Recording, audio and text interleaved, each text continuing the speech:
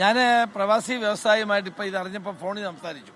അദ്ദേഹം പറഞ്ഞ് എനിക്ക് ഡി മണിയായിട്ട് ബന്ധമൊന്നുമില്ല. പക്ഷേ അദ്ദേഹം പറഞ്ഞ കാര്യങ്ങൾ അദ്ദേഹം ഉറച്ചു നിൽക്കുകയാണ്. അദ്ദേഹം പറയുന്നത് ഇതിനെപ്പറ്റി വളരെ വിശദമായൊരു അന്വേഷണം നടത്തിയാൽ വസ്തുതകൾ കൂടുതൽ പുറത്തു വരും. ഞാനൊരു കാര്യം ചോദിക്കട്ടെ, എവിടെയാണ് ഈ സ്വർണ്ണം? എവിടെ പോയി?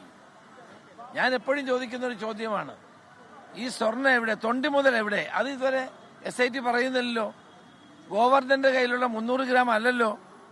ആ സ്വർണം ആളുകളെ അറസ്റ്റ് ചെയ്യുന്നതോടൊപ്പം തന്നെ തൊണ്ടി മുതൽ കണ്ടെത്തണ്ടേ? പ്രവാസി വ്യവസായിയോട് ഇപ്പൊ ഈ വാർത്ത വന്നതിന്റെ അടിസ്ഥാനത്തിൽ ഞാൻ സംസാരിച്ചപ്പോൾ അദ്ദേഹം വളരെ വ്യക്തമായി തന്നെ പറയുന്നു, അദ്ദേഹം ഇത് സംബന്ധിച്ച സൂചനകൾ നൽകിയിരുന്നു. അതിനെപ്പറ്റി ഒന്ന് ശരിയായ അന്വേഷണം നടത്തിയാൽ യഥാർത്ഥ വസ്തുതകൾ പുറത്തു വരുമെന്നാണ് അദ്ദേഹം ഇപ്പോഴും പറയുന്നത്. ഞാൻ ആ വിവരം അവരോട് പറഞ്ഞതേ ഉള്ളൂ. എനിക്ക് അല്ലാണ്ട് ഇതുമായിട്ട് എന്ത് പിന്നെ ബന്ധമുള്ളത്? ഒരു പൊതുപ്രവർത്തകൻ എന്ന നിലയിൽ എന്നോട് ഈ പ്രവാസി വ്യവസായി ഇത്തരം കാര്യങ്ങൾ പറഞ്ഞപ്പോൾ എനിക്ക് തോന്നി അത് ഞാൻ SITയോട് പറയണം. ഞാൻ പറഞ്ഞു. ഇനി അവർ അന്വേഷണം നടത്തി കണ്ടുപിടിക്കാനുള്ള എനിക്കറിയില്ല എന്താണ്. എനിക്ക് അതിനെപ്പറ്റി അറിയില്ല. ഇപ്പോഴും ഞാൻ അദ്ദേഹത്തോട് ചോദിച്ചു. അദ്ദേഹം പറഞ്ഞു എനിക്ക് ഡി മണിയായിട്ട് ബന്ധമില്ല. പക്ഷേ ഞാൻ ചില സൂചനകൾ നൽകിയത് പരിശോധിച്ചാൽ വസ്തുതകൾ കൂടുതൽ വ്യക്തമാകുമെന്നാണ് അദ്ദേഹം പറഞ്ഞത്. അല്ല, അതിനെപ്പറ്റിയൊന്നും എനിക്കറിയില്ല. ഏതായാലും അദ്ദേഹം വേണേൽ കോടതിയിൽ തന്നെ 164 കൊടുക്കാൻ തയ്യാറാണെന്നൊക്കെ അദ്ദേഹം പറയുന്നുണ്ട്. വിദേശ വ്യവസായി അല്ല, അങ്ങനെയൊന്നും ഞാൻ പറയുന്നില്ല. പക്ഷേ SITയുടെ പ്രവർത്തനങ്ങളെ കഴിഞ്ഞ കുറേ ദിവസങ്ങളായി മുഖ്യമന്ത്രിയുടെ ഓഫീസ് സ്വാധീനിക്കാൻ ശ്രമിക്കുന്നുണ്ട്.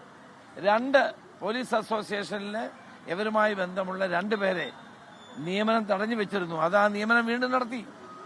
അപ്പൊ CPM-മാരുടെ ആഭിമുഖ്യമുള്ള പോലീസ് അസോസിയേഷന്റെ ഭാരവാഹികൾ ഇപ്പോഴും SITയുടെ ഭാഗമായി മാറിയിരിക്കുന്നു. അതൊക്കെ സംശയാസ്പദമായ കാര്യങ്ങളാണ്. അപ്പോൾ എനിക്ക് കിട്ടിയ വിവരം ഞാൻ SITക്ക് കൈമാറി. SIT പ്രവാസി വ്യവസായിയെ വിളിച്ച് ചോദിച്ചു.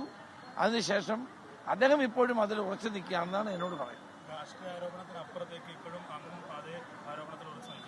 അല്ല, അദ്ദേഹം എന്റെ ആരോപണം അല്ലല്ലോ ഇത്. എന്നോടൊരു നിങ്ങളത് മനസ്സിലാക്കണം. എന്നോടൊരു വ്യക്തി പ്രവാസി വ്യവസായി വന്ന് ഇത്രയും കാര്യങ്ങൾ പറഞ്ഞു. സാറേ, എനിക്കിത് വെളിയിൽ പറയാൻ പേടിയാണ്, അതുകൊണ്ട് സാർ ഇതെന്തെങ്കിലും ചെയ്യണം.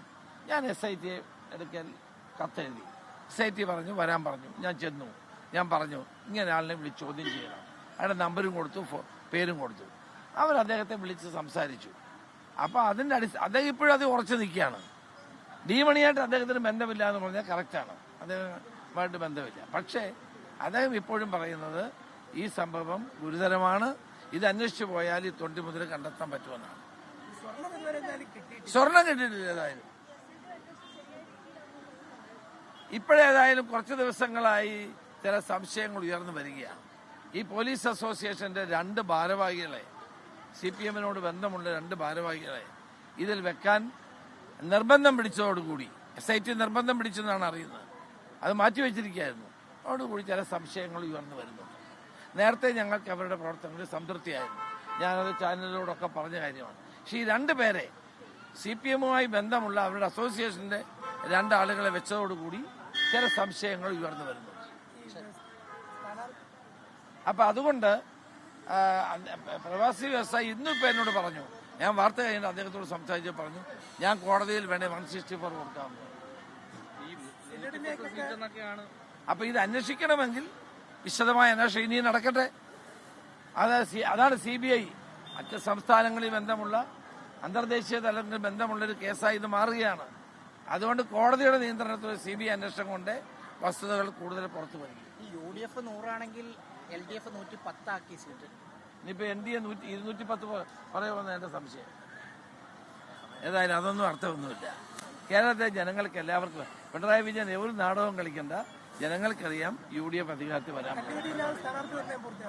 ഒരു പ്രശ്നവുമില്ല. ഞങ്ങൾ ഒരു മനസ്സോടെ UDF അധികാരത്തിൽ വരും. അതിന് ഒരുമിച്ച് പ്രവർത്തിക്കും.